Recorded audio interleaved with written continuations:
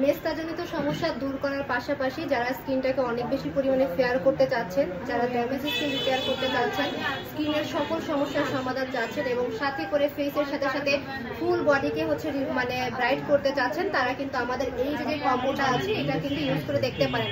100% কিন্তু ইফেক্টিভ একটা প্রোডাক্ট এবং 100% অরিজিনাল এবং authentic product Abonish collection shop থেকে আমি আফরিন আপনাদের জন্য নিয়ে আসছি।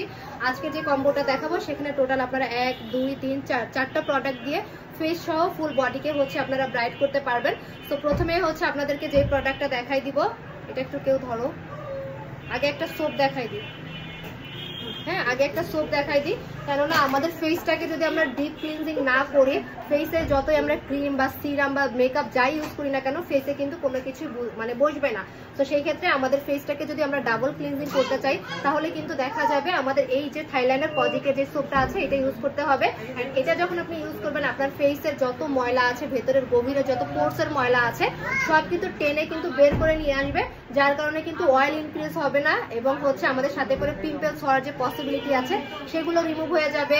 দেন আমাদের যদি হচ্ছে ছোট ছোট কালো কালো ছোপ ছোপ দাগ থাকে সেটাও আমাদের রিমুভ হবে এবং সাথে করে আমাদের দেখা যাবে ব্ল্যাক হেডস এবং যদি হোয়াইট হেডস থাকে এটাও কিন্তু রিমুভ হয়ে যাবে। এবং এই সোপটা আপনারা ফেসের সাথে সাথে করে কিন্তু ফুল বডিতেই কিন্তু ইউজ করতে পারবেন।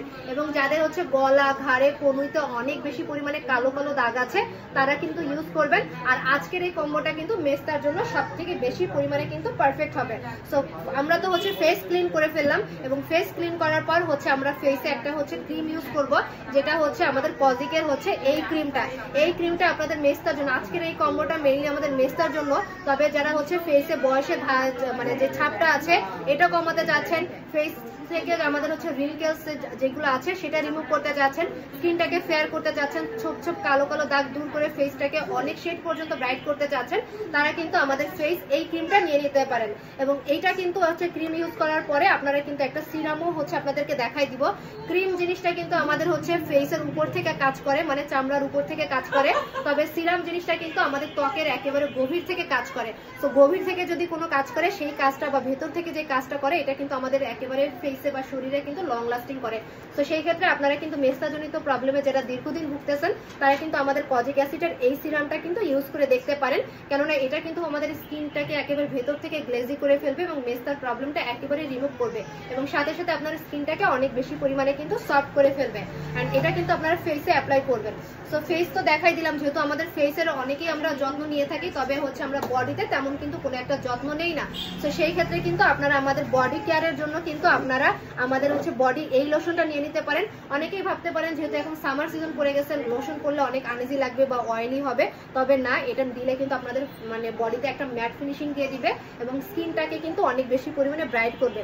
তো আমাদের যে সোপটা ছিল ওই সোপটা হচ্ছে দিয়ে বডিটাকে হচ্ছে ওয়াশ করার পরে বা ক্লিন করার পর দেন হচ্ছে আপনারা এটা ইউজ করবেন। দেখা যাবে অনেকের হচ্ছে ফেসের সাথে আসলে বডির আসলে মিল থাকে না, তো সেই ক্ষেত্রে ওই মিলটা রাখার জন্য কিন্তু আপনারা এটা নিয়ে নিতে পারেন, আপনাদের বডিটাকে কিন্তু ফেয়ার করতে অনেক বেশি পরিমাণে হেল্প করবে।